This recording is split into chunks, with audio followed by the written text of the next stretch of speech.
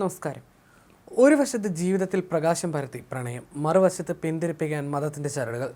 വ്യത്യസ്ത മതത്തിൽപ്പെട്ടവരായതിൻ്റെ പേരിൽ സംഘടിതമായ വേട്ടയാടലുകൾ, ലവ് ജിഹാദ് ആരോപണം. ജാർഖണ്ഡ് സ്വദേശികളായ 30-കാരനായ മുഹമ്മദ് ഗാലിബിനും 27-കാരിയായ ആശാ ശർമ്മയ്ക്കും മുന്നിൽ പതിയെ വഴികൾ അടയുകയായിരുന്നു. തങ്ങളുടെ 10 വർഷത്തെ പ്രണയം പളുങ്കുപാത്രം പോലെ വീണുടയുമെന്ന് അവർ ഭയപ്പെട്ടു. അന്യമതസ്ഥരായ യുവാവും യുവതിയും തമ്മിൽ പ്രണയിക്കുന്നതിൻ്റെ പേരിൽ നാട്ടിൽ വലിയ ബഹളം, സംഘർഷം. ആശയ്ക്ക് ഇഷ്ടമില്ലാതെ വിവാഹം നടത്താൻ വീട്ടുകാർ തീരുമാനിച്ചതോടെ ഗത്യന്തരമില്ലാതെ ഇരുവരും നാടുവിട്ടു. ഒടുവിൽ ജാർഖണ്ഡിലെ ചിത്രപൂർ ഗ്രാമവാസികൾ എത്തിച്ചേർന്നത് ദൈവത്തിൻ്റെ സ്വന്തം നാടായ കേരളത്തിലുമാണ്. മുഹമ്മദ് ഗാലിബും ആശാ ശർമ്മയും കഴിഞ്ഞ 11-ന് കായംകുളത്ത് വെച്ച് വിവാഹിതരായി. കേരളത്തിലും ബന്ധുക്കളെത്തി ഭീഷണിയും പ്രലോഭനവും തുടർന്നു. എങ്കിലും ഇരുവരെയും വേർപെടുത്താനായില്ല. ഫെബ്രുവരി 9-നാണ് ആശയും ഗാലിബും കേരളത്തിലെത്തിയത്. ഫെബ്രുവരി 11-ന് വിവാഹിതരായി. ഗൾഫിലായിരുന്ന മുഹമ്മദ് ഗാലിബ് കായംകുളം സ്വദേശിയായ സുഹൃത്തിനോട് സഹായം അഭ്യർത്ഥിക്കുകയായിരുന്നു. തുടർന്ന് കേരളത്തിലെത്തി. ഇരുവരുടെയും സംരക്ഷണത്തിനായി അഭിഭാഷക മുഖേന ഹൈക്കോടതിയിൽ റിട്ട് ഹർജി ഫയൽ ചെയ്തു. കായംകുളം പോലീസ് ഇരുവർക്കും സംരക്ഷണം നൽകുകയും ചെയ്തു. മുഹമ്മദ് ഗാലിബ് UAE-യിൽ എഞ്ചിനീയറാണ്. 45-കാരനുമായി വിവാഹം കഴിപ്പിക്കാൻ വീട്ടുകാർ തീരുമാനിച്ചതോടെ താൻ ഇറങ്ങിപ്പോരുകയായിരുന്നു എന്നാണ് പോലീസിന് ആശ നൽകിയ മൊഴി. വിവാഹം നടത്തിയതിന് തൊട്ടു പിന്നാലെ തന്നെ ആശയുടെ കുടുംബം ജാർഖണ്ഡ് പോലീസിനെയും കൂട്ടി യുവതിയെ തേടിയെത്തിയിരുന്നു. ആശയെ ജാർഖണ്ഡിലേക്ക് തിരികെ കൊണ്ടുപോകണമെന്ന ഉറച്ച നിലപാടിലായിരുന്നു കുടുംബം. എന്നാൽ ഇരുവർക്കും പ്രായപൂർത്തിയായതിനാൽ അഭിഭാഷക മുഖേന സംരക്ഷണം ആവശ്യപ്പെട്ടുകൊണ്ട് DGP, SP എന്നിവർക്ക് മെയിൽ അയച്ചിരുന്നു.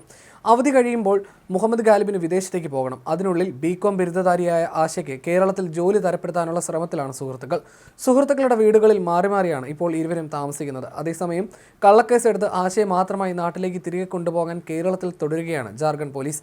കള്ളക്കേസിനിട്ട FIR-ന്റെ പകർപ്പ് പുറത്തു വന്നു. കേരള പോലീസ് നിയമതടസ്സം അറിയിച്ചിട്ടും പോലീസ് കായംകുളത്ത് തുടരുകയാണ്. ഗാലിബിനും ആശയ്ക്കും സുരക്ഷിതത്വം ഉറപ്പാക്കുമെന്ന് DYFI വ്യക്തമാക്കി. പോലീസ് സംരക്ഷണം ആവശ്യപ്പെട്ടുള്ള ആശയുടെയും ഗാലിബിൻ്റെയും റിട്ട് ഹർജി ഹൈക്കോടതിയിലാണ്. സംസ്ഥാന പോലീസ് മേധാവി, Alappuzha SP, Kayamkulam station SHO എന്നിവരാണ് എതിർകക്ഷികൾ. ആർട്ടിക്കിൾ 226 പ്രകാരം ഭരണഘടനാപരമായ സംരക്ഷണം സ്ഥാപിച്ചു കിട്ടണമെന്നാണ് ആവശ്യം. മതം പ്രണയത്തിന് തടസ്സമായപ്പോൾ ബന്ധുക്കൾ ഒന്നടങ്കം എതിർപ്പുമായി രംഗത്തെത്തി. 45 വയസ്സോളം പ്രായമുള്ളയാളെ കൊണ്ട് വിവാഹം കഴിപ്പിക്കാൻ പിതാവ് തീരുമാനിച്ചപ്പോഴാണ് വിദേശത്തുള്ള മുഹമ്മദിനെ വിവരം അറിയിച്ചത്. നാട്ടിലെത്തിയെന്നറിഞ്ഞപ്പോൾ മുഹമ്മദിനെ കാണാൻ രാംഗഡ് എന്ന സ്ഥലത്തേക്ക് ആശ പോയി. അപ്പോഴേക്കും ലവ് ജിഹാദ് എന്ന പേരിൽ നാട്ടിൽ വലിയ പ്രതിഷേധം പൊട്ടിപ്പുറപ്പെട്ടിരുന്നു. വിവാഹം കഴിഞ്ഞെങ്കിലും നാട്ടിൽ സംഘർഷം രൂക്ഷമായതോടെ ഗാലിബിൻ്റെ രക്ഷകർത്താക്കളെ ജാർഖണ്ഡ് രാജ്രപ്പ പോലീസ് കസ്റ്റഡിയിലെടുത്തു. സമ്മർദ്ദങ്ങൾക്കൊടുവിൽ കേരളത്തിലുള്ള ലൊക്കേഷൻ ഗാലിബിന് അയച്ചു കൊടുക്കേണ്ടതായും വന്നു. നൽകിയത് കായംകുളം പോലീസ് സ്റ്റേഷന്റെ ലൊക്കേഷനായിരുന്നു. ജാർഖണ്ഡ് പോലീസും ആശയുടെ സഹോദരി അൽക്ക, ശേഖർ പടവ എന്നിവർ 14-ന് ഇവിടെ എത്തി. ഇവർ ആശയെ വിട്ടുകിട്ടണമെന്ന് ആവശ്യപ്പെട്ടു. കായംകുളം പോലീസും അഭിഭാഷകയും സുഹൃത്തായ ഗായ S ലതയും സ്വന്തം ഇഷ്ടപ്രകാരം ഒരുമിച്ച് ജീവിക്കാൻ എത്തിയ ഇവരെ വിട്ടു നൽകാനാകില്ലെന്ന നിലപാടെടുത്തതോടെ ബന്ധുക്കളും പോലീസും 15-ന് മടങ്ങി. പിന്നീട് മുഹമ്മദ് ഗാലിബിനെതിരെ കിഡ്നാപ്പിംഗ് കേസ് രജിസ്റ്റർ ചെയ്താണ് ഇന്നലെ വീണ്ടും അവരെത്തിയത്.